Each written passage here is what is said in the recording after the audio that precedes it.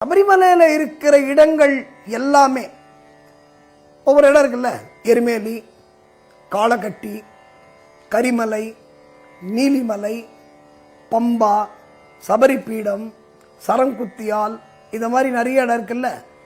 இந்த ஒவ்வொரு இடத்துக்கும் காரணத்தால் வந்த பெயர். ஏதோ யாரோ வழியில போறவன் பேர் வச்சு, இந்த ஸ்ட்ரீட்டுக்கு பேர் வைக்கிற மாதிரி யாரோ பேர் வச்சுட்டு போல. இதெல்லாம் காரண பெயர்.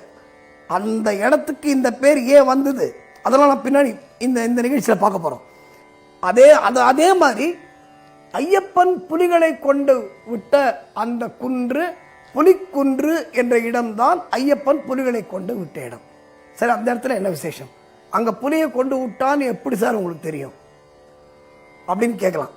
இந்த குன்று மாதிரி இருக்குல்ல, இந்த குன்று மேலே அப்படி ஏறி அப்படி இறங்கும்.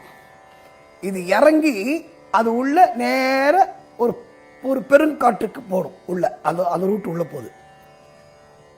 அங்க என்ன நமக்கு ப்ரூஃப் அப்படின்னா, ஐயப்பன் இந்த புலிகளை கூட்டின்னு போய் அப்படி விடுறான்ல, அப்போ இந்த புலியோட கால் தடம் இருக்குல்ல, புலிகளோட கால் தடம் தெரியல, இப்போ நம்ம ஷூ போட்டு நடந்தா அந்த ஷூவோட தடம் பதியும். அது மாதிரி புலிகளோட கால் தடம் அந்த குண்டுல பதிஞ்சிருக்கு. இன்னைக்கும் இப்பவும் நீங்க இப்ப போய் புலி